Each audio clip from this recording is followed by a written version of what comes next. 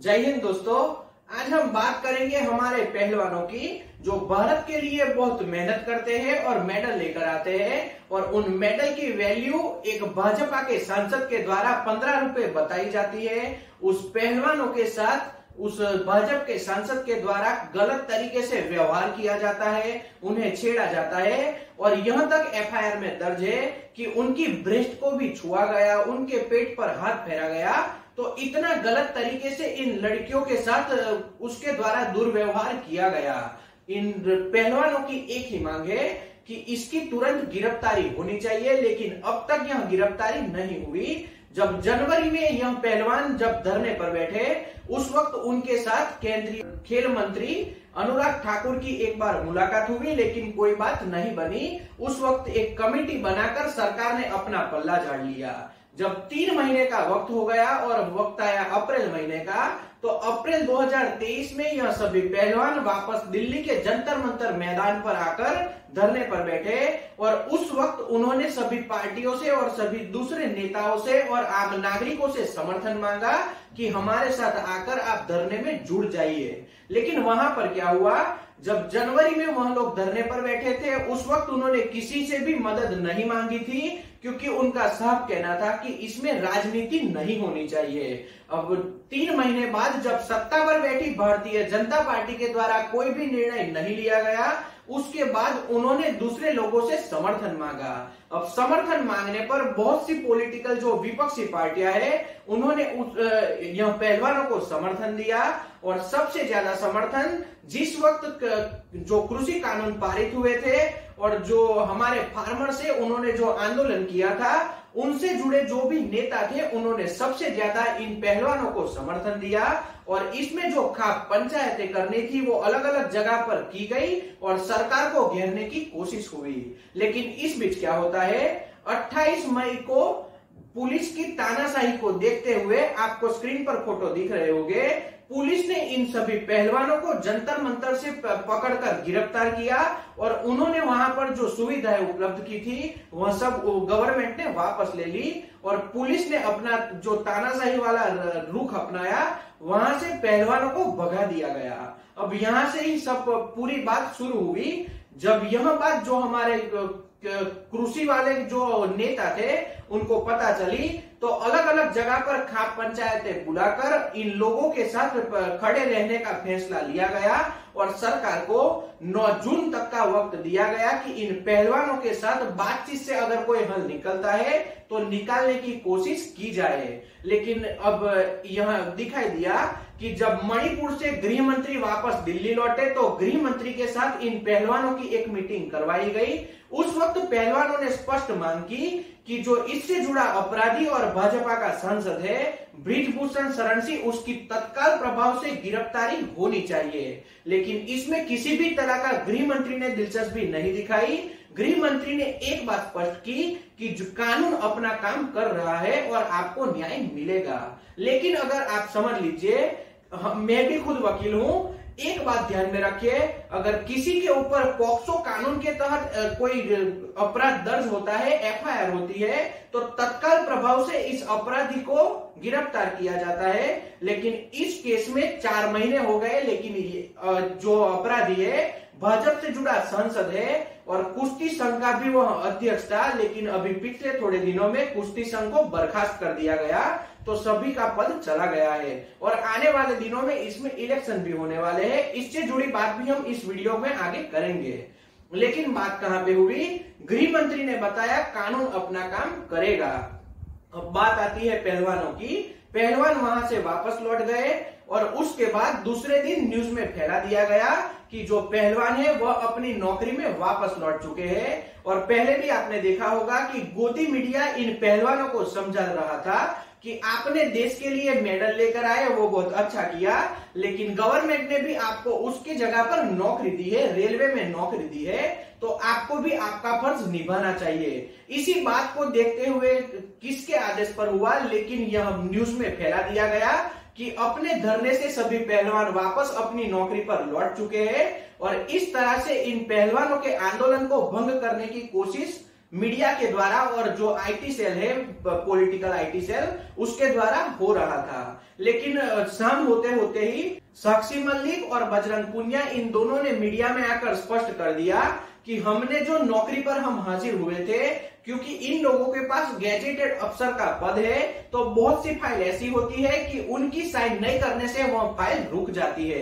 इसीलिए हम हमारी नौकरी पर वापस लौटे कि जिन जो आम जनता के लिए जो फाइलें हैं उसमें जो भी आगे करना था, यानी कि साइन करनी थी या वो फाइल को चेक करना था, वह करके किसी का भी नुकसान न पहुंचाए, क्योंकि हमारा सबसे पहला फर्ज है कि हम हमारे देश के लिए सेवा करें। तो इसी को देखते हुए वह लोग अपनी नौकरी पर वापस लौटे थे और यह भी स्पष्ट कर दिया कि हम नौकरी पर जरूर वापस लौटे हैं, लेकिन अगर हमारी नौकरी भी इसमें बीच में आई, यानी कि आंदोलन में बीच में आई, तो हम 10 सेकंड का वक्त भी नहीं लगाएंगे इस नौकरी को ठुकराने से। यानी कि स्पष्ट हो गया कि इन लोगों ने अपने आंदोलन से वापस अपना रास्ता नहीं बदला, वह आंदोलन में बने हुए हैं। लेकिन जो खाप पंचायतों और जो हमारे फार्मर्स के नेता थे, उनके द्वारा जो 9 जून का वक्त दिया गया था कि सरकार की ओर से बात होनी चाहिए, तो वहां से राकेश टिकैत जो उनके नेता है, उन्होंने भी स्पष्ट किया है, हमारी पहली मांग थी कि सरकार की ओर से बात होनी चाहिए। तो गृह मंत्री से भी मुलाकात हुई और अब खेल मंत्री से भी मुलाकात हुई है, यानी कि सरकार अब इसमें कुछ ना कुछ रास्ता निकालने की कोशिश कर रही है, ऐसा वह नेता का कहना था। अब इससे आगे खेल मंत्री से मिलने से कौन सी मांगे इन पहलवानों के द्वारा रखी गई, उसे भी समझते हैं। इसमें मूल रूप से 5 बातें मांगे रखी गई थी। पहली मांग थी कुश्ती महासंघ के अध्यक्ष का पद एक महिला को सौंपा जाए, यानी कि अब इलेक्शन होने वाले हैं WFI के, इसमें जो भी अध्यक्ष का पद हो वह एक महिला को दिया जाए, यानी कि इन लड़कियों को अपने आप को वहां सेफ फील कर सके। इसके लिए उन्होंने सबसे पहली मांग रखी कि जो अध्यक्ष का पद होता है वह एक महिला को मिलना चाहिए, यानी कि सरकार आरक्षण देकर या कुछ भी करके यह फिक्स कर दे कि इसका जो मुख्य पद है अध्यक्ष का, वह महिला का हो जाना चाहिए। दूसरी मांग थी बृजभूषण शरण सिंह के परिवार का कोई भी कुश्ती महासंघ में किसी भी पद पर बना न रहे, यानी कि स्पष्ट है कि जो ये इसका अपराधी है उसका बेटा ले लीजिए, उसका जमाई ले लीजिए, उसके भाई का बेटा ले लीजिए, यह सभी लोग इस कुश्ती संघ के किसी ना किसी पद पर आसीन है। और इसी वजह से इन लोगों के सामने डर बना हुआ है कि अगर बृजभूषण शरण सिंह की भी गिरफ्तारी हो जाती है तो इन लोगों के भविष्य का कुछ भी फिक्स नहीं होगा, क्योंकि इसके परिवार के सभी लोग अलग अलग पदों पर इसमें बने हुए हैं। तो उनके परिवार से जितने लोग यह कुश्ती महासंघ में जो भी पद पर आसीन है, उन सबका रेजिग्नेशन ले लिया जाए और उनको वापस इसमें आने की जो रास्ता है वह रुक जाना चाहिए। और ऐसा हो जाए कि अभी आने वाले दिनों में इनके परिवार से कोई भी कुश्ती संघ में किसी भी पद पर इलेक्शन भी नहीं लड़ सके। तो यह इन लोगों की दूसरी मांग थी। अब तीसरी मांग, कुश्ती महासंघ के सभी पदों के लिए निष्पक्ष और स्वतंत्र रूप से चुनाव प्रक्रिया होनी चाहिए, यानी कि तीसरी मांग स्पष्ट कर दी कि जो चुनाव प्रक्रिया है वह निष्पक्ष तरीके से होनी चाहिए और स्वतंत्र रूप से किसी को भी इसमें पद पर खड़े रहने के लिए चुनाव लड़ने का अधिकार मिलना चाहिए, क्योंकि बहुत लंबे टाइम से बृजभूषण शरण सिंह और उसका परिवार के अलग अलग सदस्य इस पे अलग अलग पदों पर बने हुए हैं। तो स्पष्ट या स्वतंत्र तरीके से इसमें चुनाव प्रक्रिया होनी चाहिए और निष्पक्ष तरीके से जिसको जो पद मिलता है उसे उस पद को सौंपना चाहिए। यह इन पहलवानों की तीसरी मांग थी। अब चौथी मांग, 28 अप्रैल को जंतर मंतर पर जिस गलत तरीके से पुलिस ने दुर्व्यवहार किया और हाथापाई करके इन पहलवानों को वहां से भगा दिया गया, उनको अरेस्ट किया गया और पुलिस ने उस वक्त बताया था कि अरेस्ट नहीं किया, उनको डिटेन किया है, लेकिन पुलिस ने उस दिन इन पहलवानों के ऊपर अलग अलग जगह पर FIR दर्ज की है। तो इन सभी FIR को वापस ले ली जाए, यानी कि हटा दी जाए। तो यह पहलवानों की चौथी मांग है, क्योंकि वह दिन तो बहुत काला दिन हो सकता है। हमने भी वीडियो देखे हैं कि उस दिन पहलवानों के साथ बहुत गलत तरीके से दिल्ली पुलिस का व्यवहार दिखाई दिया था। तो उस दिन जो FIR दर्ज हुई थी वह गलत ही हो सकती है। तो तो इन सभी एफआईआर को रद्द किया जाए, यह पहलवानों की चौथी मांग है।